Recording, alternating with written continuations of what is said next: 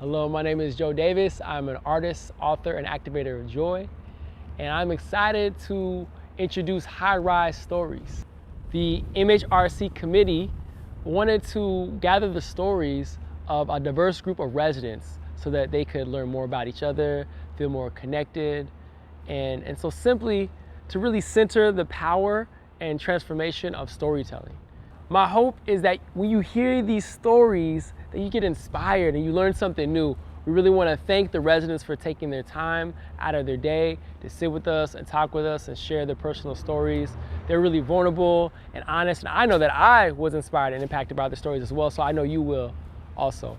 And at the end of these videos, you can click on a link that'll give you more resources and tools and practices around diversity, equity, and inclusion, so we can create a world of racial justice where we all feel like we belong.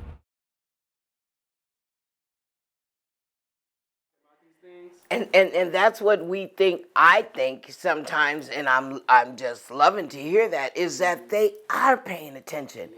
They are. They have a, they have a voice about it and an opinion.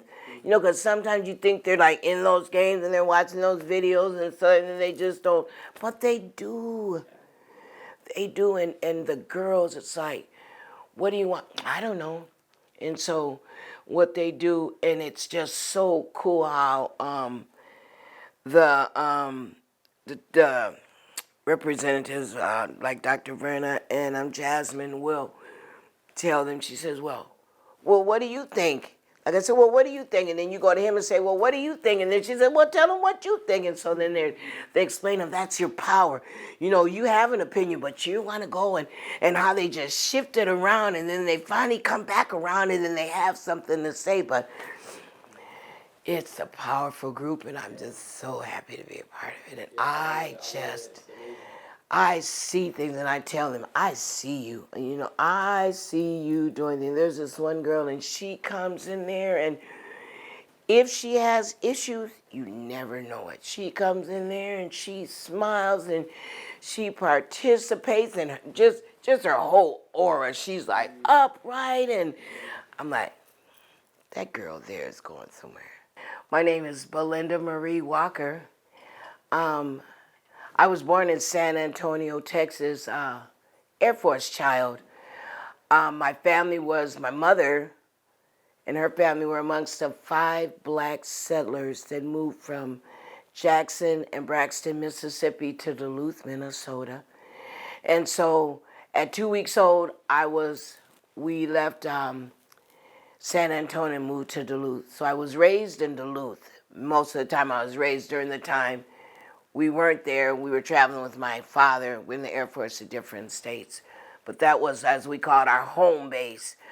I'm a child of 4. My dad would always call me the black sheep, which bothered me a lot. But I knew my dad loved me. I just knew my dad loved me. He loved me, and that's just how my dad was. I was mostly raised, because my mother worked a lot, nursing, and by my grandmother. My grandmother raised us and my grandfather. I've never been the one that looked at a person, I won't say never, but I haven't been the one that looked at someone and thought I was above them or better than them. And at times, yes, we were taught with white people to hold our heads down. As I got older, I started picking my head up because my grandmother taught me and showed me what my worth was. And my mother always was the one that taught us, and my grandfather, you treat people the way you want to be treated. And that's what I try to do today. I'm not perfect. I'm not perfect. But I try to do the best that I can. I don't want to hurt nobody because I don't want to be hurt. I try to give. Sometimes I'll give you my last, and that's okay because I believe God's going to take care of me. It doesn't matter. He's going to take care of me. And if not, I'm still good. In this song that I can't think of her name, it just screwed me, but she sings, it's the Lord never does anything else for me. He's done enough. And that's how I feel today. If he doesn't do anything else, he woke me up this morning and he's given me another chance to help somebody and to better my life and to do his will. So I'm okay. I'm just okay with life, and I want more unity. I just sit around and we sit and we talk, and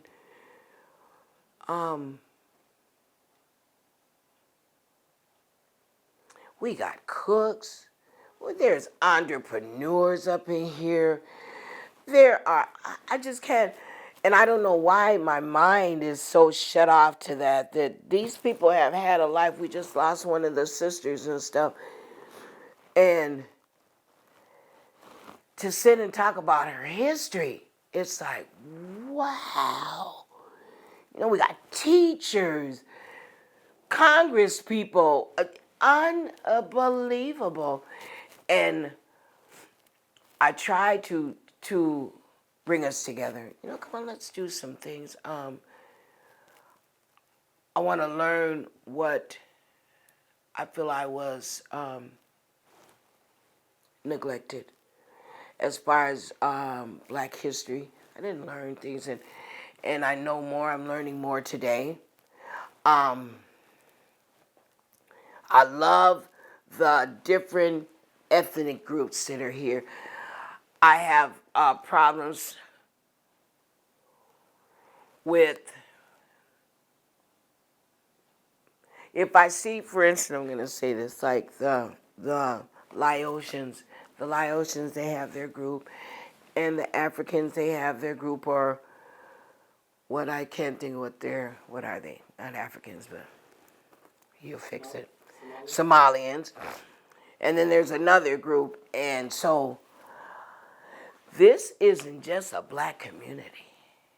This is just not us. This is all of us. And so I get on the committee, the food shelf, and the resident council, and my mama always and grandparents taught me, when you get up in the morning, you speak to someone, you know, and I do. And they're like, you know them? Well, no, but if you speak to them, you get to talk to them. And so I feel a friendship with them. They'll come and they'll say, Belinda, or try to say something to me, and I'm like, huh? And then I'll have them repeat it, and then I'll say, for instance, one of the Laotian ladies, she doesn't know how to fill out a renter paper. And so she tried to talk to me, and I says, ma'am. And so she says, you help me? And so I help, you know. So I like it. I like, I have, with some of the, we had for Black History, we had a scarf tying program. And so I invited the ladies, the Somalian ladies and the African ladies, come and show us your skills. So we did that. We got together and they showed us how we were. Had one particular lady that ran the class because she whips those rags on her head. And so I said, come and show us how you do it. And they came in and I want everybody to come together. I want everybody to be a part. I don't want you to feel like you're not valued here, you're not valued here, and you're not valued. This is for everybody. This is for everybody. And I have a hard time when we can be ugly, and I've seen it, and they come and they say something to me about it, and I don't have a problem of saying, be kind to your neighbor. You know, be nice. Just be nice. I've been to Mung's funeral. It was like, oh my, it was so beautiful, and they welcomed me like I was one of their kids. You know, and so I'm just a person that believes that this world can be changed if it's only by one conversation, if it's only by one good deed, a smile. I believe that it can be changed. And right now, my world is in the confines of these walls. You know, and then when I step out from here, then I go further with the girls or at the store. always try to smile and speak. Because you know what? You never know. You never know by a smile, or speaking how you'll change somebody's life around. And I truly believe that. I so much believe that. I was watching a movie, and this man was talking about his wife. And he was talking to this black guy. It was a black movie. And he was telling me, he said, oh, my wife, and I'm just ready to divorce, da-da-da-da-da. And he says, well, man, he said, don't divorce. And he just really took his time, and he talked to this man. He said, man, could I pray for you? And he said yes, and he prayed for that man. He didn't even know him. He had a nice car, and he invited the black man to come sit in his car, and he sat in his car, and he said, look at this car. He said, wow, man. He said, your car is really nice. But first of all, he was kind of shy because the white man approached him, and he was like, what is going on with this? And see, that's how we are. And he said, come on and sit in my car. And he said, what do I want to sit in your car for? He said, man, come on and just look at my new, you like my nice beauty. And the black man got in the car, and he looked, and he said, yes, all the time he's got his hand on the door. So the man gets out the car, the white guy, and he talks about how his wife, and she just doesn't care, and he's just going to divorce her, and she's getting ready, and on and on. And so he said, can I pray for you? And the black man prayed for him. A couple weeks later, the white lady found out her husband came home, and she told him about the conversation that she had had with him. And in the meantime, he had got the man's license plate where they tracked him. Come to find out, his child had cancer. And this lady came over there, and she told him, she said, had it not been for your husband taking time and talking to my husband was going to kill himself that night. And they took and donated money to cancer, to help with the cancer for this baby. So I said all that to say that you never know when you're going to save somebody's life. You never know by you just saying, hi, how you doing? Can I help you? Even if they say no, you never know. You never know how you're going to change somebody's life around. And my grandparents and my grandfather always told me, be kind. And my mother always said, don't turn nobody away for something to eat or a place to sleep, because it might be Jesus. Boy, I want you to know that, and I'm not the only one here. I know it's not, I know that I don't run anything. All I know is that I live here, and I want everybody to feel a part of here. I'm no better than you. When we get in the line, if you're in the line before me, you're in the line before me. Just because I'm American or whatever, I don't have the right to go around and step in front of you in line. No, I get in line and wait just like someone else.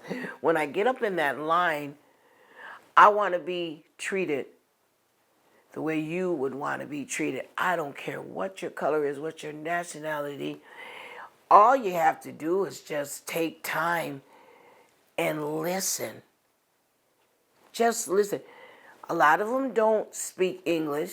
They don't, but I just take my time, and I'll say, okay. I pray, Lord, what are they saying? What are they trying to say to me? And then they'll come back again, and then she'll wait, and then they'll take their time, and they'll say it again. And then I kind of get more and more out of it, and then I say, show me. And then they'll do. I just believe this is just my life. This is what I'm supposed to do, is to help someone. And all it is you just take a few minutes out of your time. Because I'm sure when I'm trying to say something to them, they feel the same, like, what is she saying? So I try to sign language. I try to show papers and stuff, because everybody is important. It's important. And I've found myself lately being bolder. And if I see you disrespect your neighbor or be rude and stuff, I'm not going to front you out. I'm going to call you to the side. Judy, now, You know you didn't have to talk to that lady like that. No, come on. She deserves respect just like everybody else. You know? Yeah. And sometimes, and I'd be like, yeah, I know, but no. I do not want to be caught with my work undone when Jesus comes. When I could have said something about this happening and I didn't say anything, I feel in my heart, I'm going to be held accountable for that. I'm going to be held accountable for that. And if Jesus even isn't real, which I know he is, just even with life, when you treat somebody wrong comes back to you in some type of way. I just believe that. And if you treat somebody right, good comes back to you. And so that's what I want to be. I don't want to be that one like, girl, I'm not going on there and fool with her. Psh, no. I want someone to say, Belinda was a kind person. Belinda was a good person. Belinda was a loving person. I'm not that all the time. But I try my best.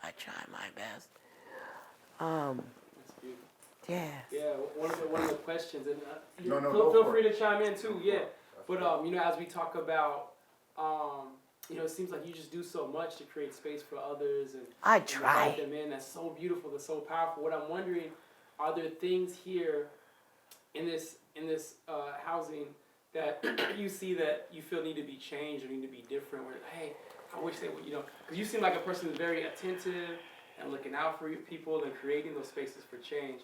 Are there particular things that you could name? Like, hey, I wish, we could change this. I wish this was different. Anything? Most definitely is interpreters. Move someone in. Or if something big is happening, like we have resident council, get 2 representatives of the different ethnic groups that are in there that can understand. A lot of them don't come to the meetings because they don't understand what is being said. I appreciate the fact that now, as far as the things as the washer and the dryers, they have different languages. And now a lot of people don't even read. And so I like the fact that you show pictures. This is making them be a part of.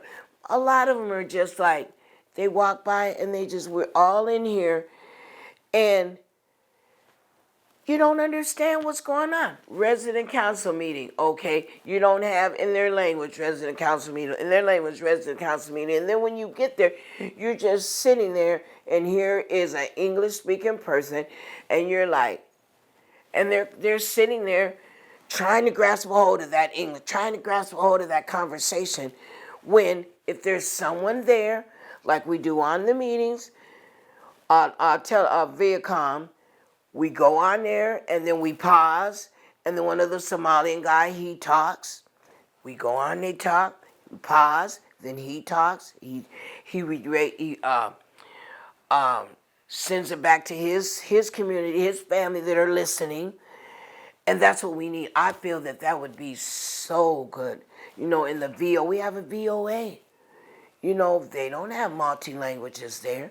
We could get have somebody on staff, or even a lot of the elderly that I've noticed, because I sit and I listen to them, they speak English.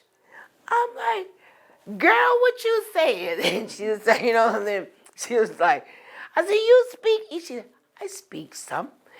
I said, you speak good English. And then the African language, and she'll say something. I said, you understand what I said? And she says, I understand what you talk about. I'm like, girl, get out of here. So it's just sitting and listening. That's powerful right there. I think that's something. And another thing, just I'll share, I feel like I can't remember if I had shared this in one of the documents, but part of our hope for this is like we're amplifying these stories, but we also want people who are decision makers to hear these stories so these sort of things can happen, right? So that, they have the funds, they have the resources, they can actually get more interpreters. Well, once that's recognized as a need, right? And you've definitely made that clear that that's something that Oh, would be yeah. helpful for folks. So, Oh, yeah. are there any other things you could think of? If not, it's okay. I mean, that was already really powerful. I don't know if there's anything else you could think of. No, that's it.